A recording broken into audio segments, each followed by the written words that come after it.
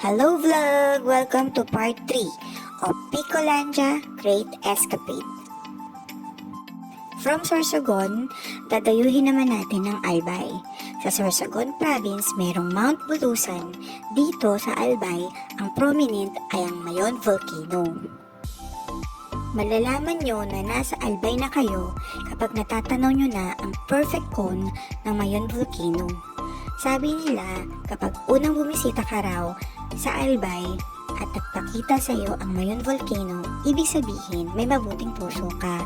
Pangatlong daan na namin to sa Albay, and we are lucky enough na nagpakita sa amin si Mayon Volcano.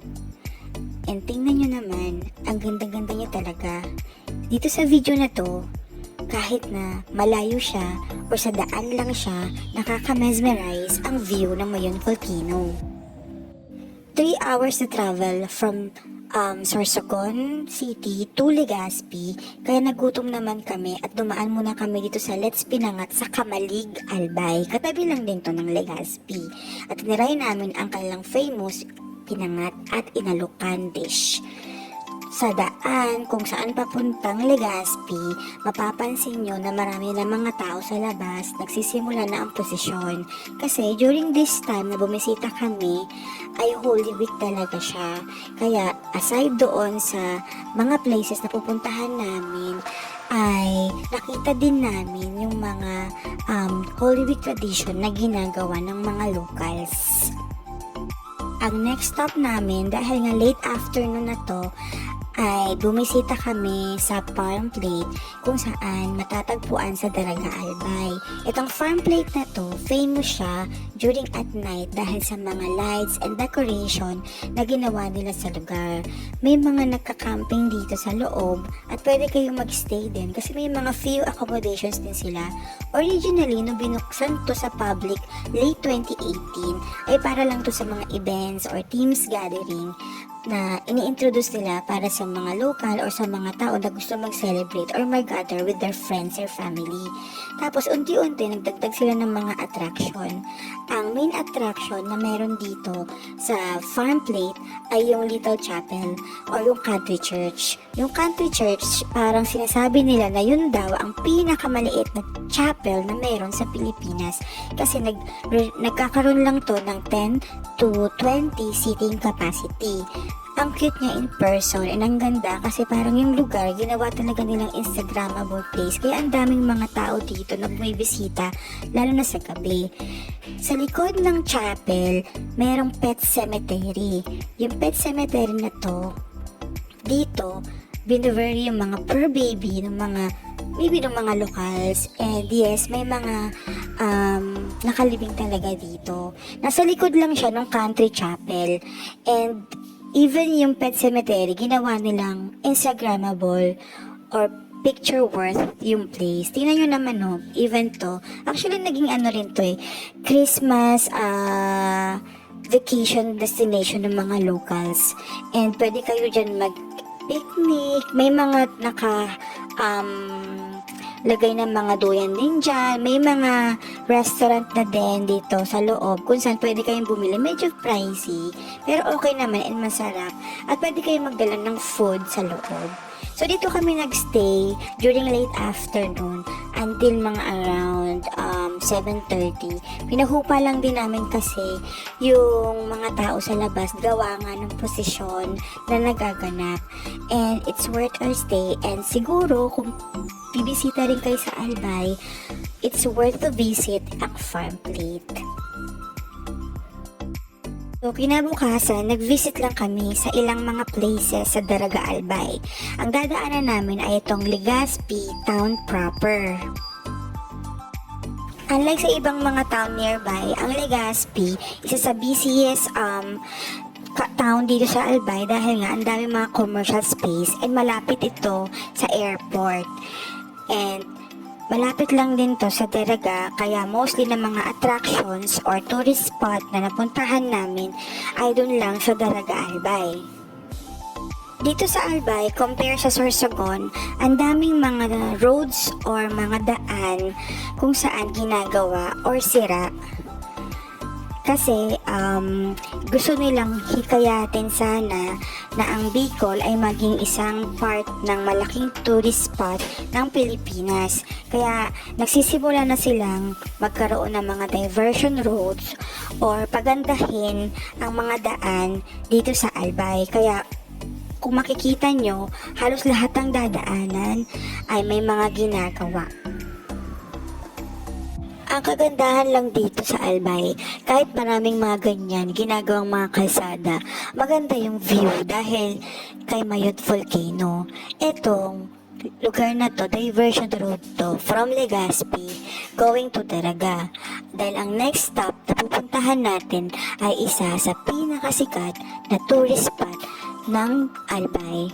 By the way, ang ibig sabihin ng Daraga sa Bicol ay dalaga. So, ang next natin na pupuntahan na isa sa main top tourist destination dito sa Albay at yun ay ang Cagsawa Ruins.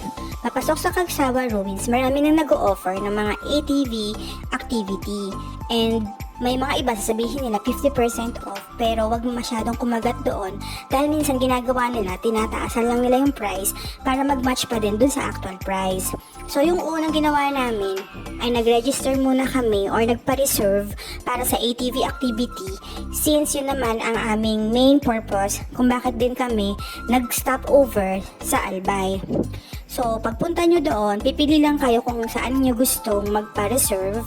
And dito nga namin pinili sa Mayones Sky Drive. And ang pinili namin yung 1-hour trail. I think it's worth 1,250 per person.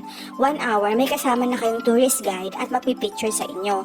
Dahil mahaba nga ang pila, dahil maraming tao, gawa ng Holy Week peak season, pinalibot muna kami sa Cagsawa Ruins and pinalunch muna kami. Pero ginawa namin, since maaga pa naman, around 11 AM to, naglibot-libot muna kami sa Cagsawa Ruins. Kung gusto niyo pumunta dito nang wala masyadong tao, better to visit early morning. Pero hindi walang assurance na makikita nyo rin si Mayon Volcano kasi baka may fog or maulap. So this time, mainit siya. So make sure lang din na meron kayong mga dalang umbrella or protection against the heat damage. So even if maraming tao, maganda pa rin yung view ng Cagsawa. So itong nakikita nyo, ito yung bell tower na natira dun sa ruins ng Mayon Volcano eruption. Sa likod ng Cagsawa Ruins, mayroong Mayones Skyline na pwede rin magpa-picture. Separate yung entrance fee niya, which is 25 pesos. Sa Cagsawa, meron din siyang entrance fee na 45 pesos per person. So, pwede naman kayong bumalik-balik doon. Magpapatatak na lang kayo kung gusto nyong magpa-picture or bumisit ulit. So, dahil nga mahaba yung pila doon sa ATV activity, nagstay muna kami ng matagal-tagal at naglibot-libot dito sa Cagsawa Ruins and sa Mayon Skyline. At dahil mainit nga ang panahon, nagtry kami kumain ng famous ice cream nila or chili ice cream. So yung sa akin, yung tiniray ko yung extreme 1, which is yung red na color na yon. Tapos sa husband ko, yung level 1 lang. Ito, parang lasa niya is yung pinipit na sili na may gatas. Ganun kaanghang. Katabi lang nung Cagsawa Ruins yung National Museum of the Philippines. Libre lang siya and may libreng parking din dun sa loob. So while hindi pa rin kami natatawag dun sa ATV activity namin, titry namin maglibot dito and experience yung museum na meron sila. At ang kakaiba dito is nag-focus sila related sa mga volcano and biodiversity na matatagpuan sa Bicolandia region. It's quite informative and it's nice na nakalagay yung mga ganong information at makita mo kung ano-ano yung mga meron sa Bicolandia. Andito rin, pinakita nila kung ano yung mga other mountain or vulkan na active and nandoon sa Bicolandia region. Meron din silang picture ng topmost ng Mayon Volcano. So here, mostly nakafocus lang sila with regards to kung ano yung makikita nyo sa Bicol region. And it's also worth the visit kasi libre lang naman siya. Tapos, matututo pa kayo with regards to kung anong meron sa Bicol region. Ako mas na-appreciate ko si Bicol nung nakapasok kami dito sa museum na to kasi mas naintindihan ko kung ano yung mga nakikita ko, ano yung meron sila, ano yung meron kakaiba sa Bicol. So, lalo na kung may mga bata kayong kasama, better na bumisita kayo dito sa National Museum. Walking distance lang siya from the entrance ng Cagsawa Ruins. And comfortable naman maglibot-libot dun sa area.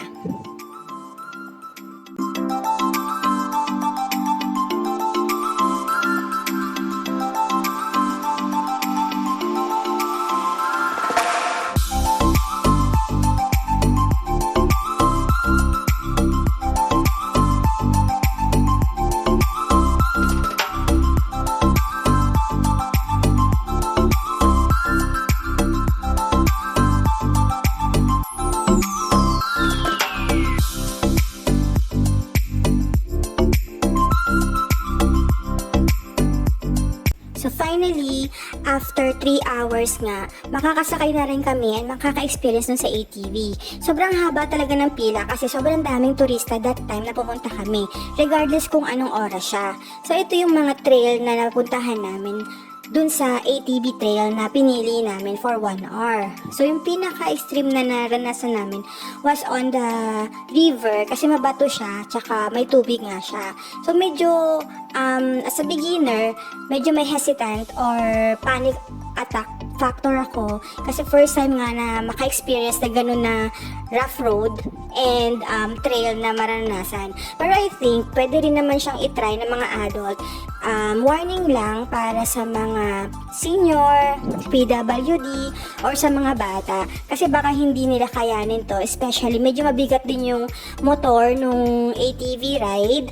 Tapos, kahit pa automatic siya, it also needs strength dun sa pagpiga para umandar ka, para preno ka. Tsaka may mga truck kasi sila na sobrang tarik paakyat, tsaka sobrang tarik pababa.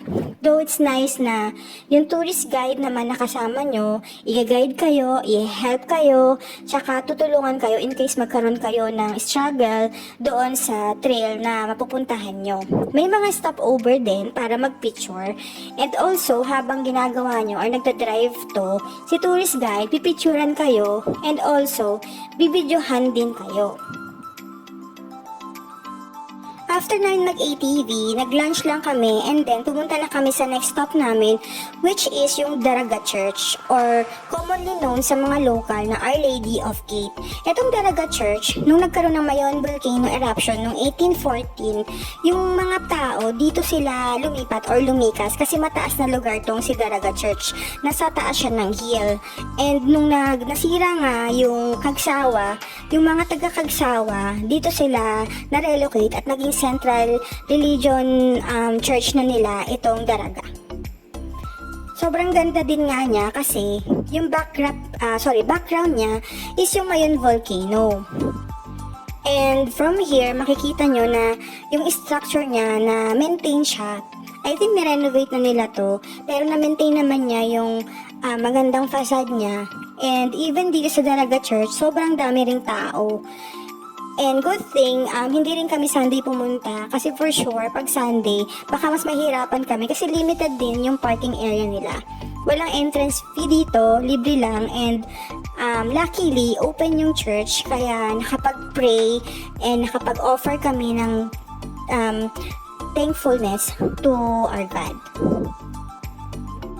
So yun lang napuntahan namin sa Daraga Albay. Yung ibang mga tourist destination hindi na namin napuntahan kasi nga kulang na kami sa oras and sobrang daming tao. Kaya humaba din yung travel time namin. So na-decide kami na mamili na lang ng pasalubong at visit dito sa Legazpi Public Market. Dito kami bumili kasi mas mura yung mga pasalubong dito, especially yung mga pili nuts, yung mga abaka products nila. So dito, bumili kami ng pansit bato, tsaka ng pili nuts, tsaka ng itak. Nag-uwi din kami para sa aming bahay. So mga 10 pesos difference lang naman, pero malaki na rin yun kung marami kayong bibilin. So yung pansit bato, dito namin binili sa store na to kasi accommodating si ate, tsaka pinakamura talaga yung kanila. Tsaka ito yung original pansit bato na nabili namin. So ito yung store ni ate. So kung kayo bibisita at bibili ng souvenir, I suggest dito na din. Last stop namin for the day ay yung First Colonial Grill kung saan kami nag-dinner and also itry yung kanilang famous ice cream. In fairness naman doon sa mga ice cream tsaka sa pagkain na nakain namin sa kanila, masarap talaga ha. Try namin yung ginataang santol, tinapa rice, and also yung kanilang ice cream. Sa ice cream nila, pwede kayo mamili ng 3 scoop per order. And eto nga yung sa amin. So please visit and try. And that's all for our Lakbay Albay escapade. Thank you for the experience, especially to Volcan Mayon na sobrang ganda and sobrang mesmerizing ng view. Maybe in the future, once makabalik kami dito, malilibot pa namin ang iba pang mga main tourist attraction. But for now, thank you for the experience. See you again. Bye-bye!